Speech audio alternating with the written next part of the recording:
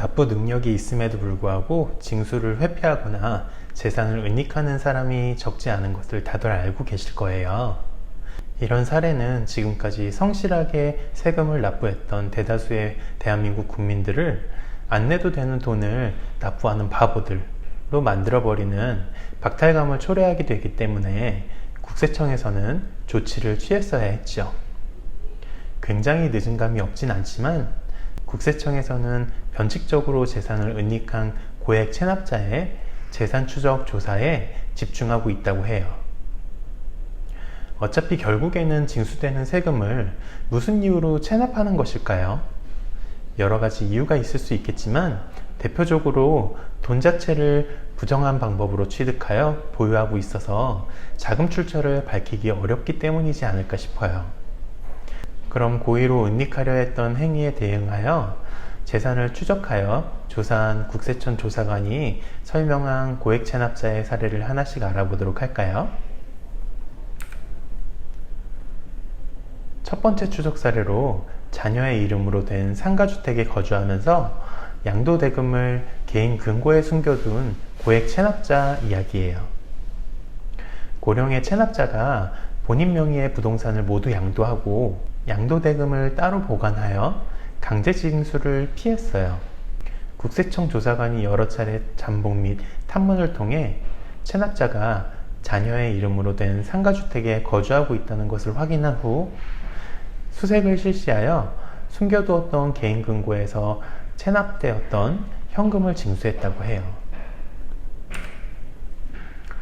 두 번째 추적 사례로는 변칙적인 등기 방법으로 부동산을 취득함으로써 강제징수를 피한 고액 체납자 이야기인데요. 김 씨는 본인 명의의 부동산을 양도한 후 고의로 체납하고 양도대금으로 아들과 합유 등기로 새로운 건물을 취득하여 국세청에 직접적인 압류를 제안했어요.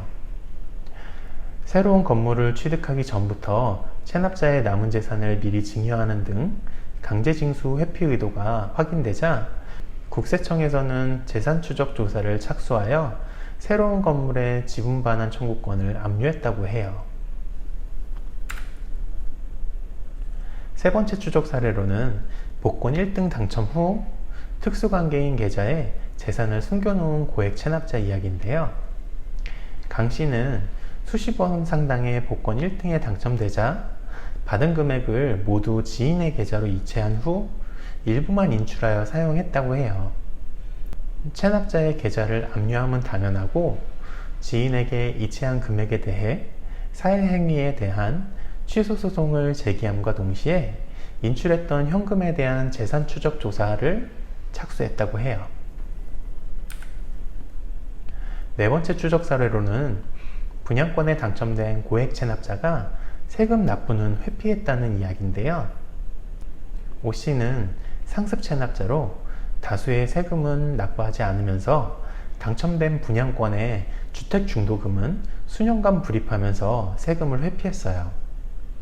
국세청에서는 전국 분양권 자료를 분석하여 체납자가 당첨된 분양권에 대해 압류함과 동시에 자금 출처 확인을 위해 재산 추적 조사를 착수했다고 해요.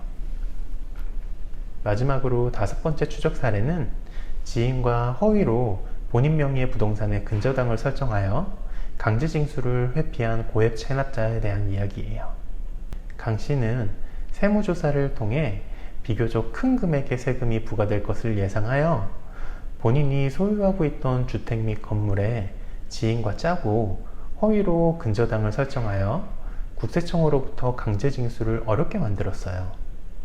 국세청 조사관은 재산추적 조사 결과 지인과 허위로 설정된 근저당 설정 계약임을 확인하여 근저당권자를 상대로 사회행위에 대한 취소소송을 진행했다고 해요.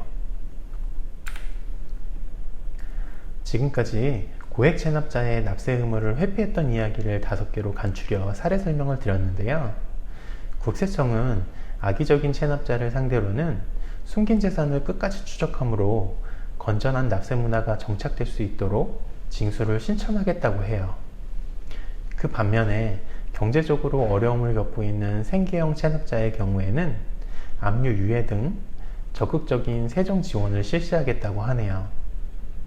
오늘 국세청에서 발표한 보도자료를 여러분에게 안내드리면서 악용할 수 있는 힌트를 몇 가지 알려드리게 된 것 같아 불안한데요. 부디 합법적인 범위 안에서만 활용하시는 여러분이시길 간절히 바라면서 오늘의 내용은 여기에서 마무리하도록 할게요.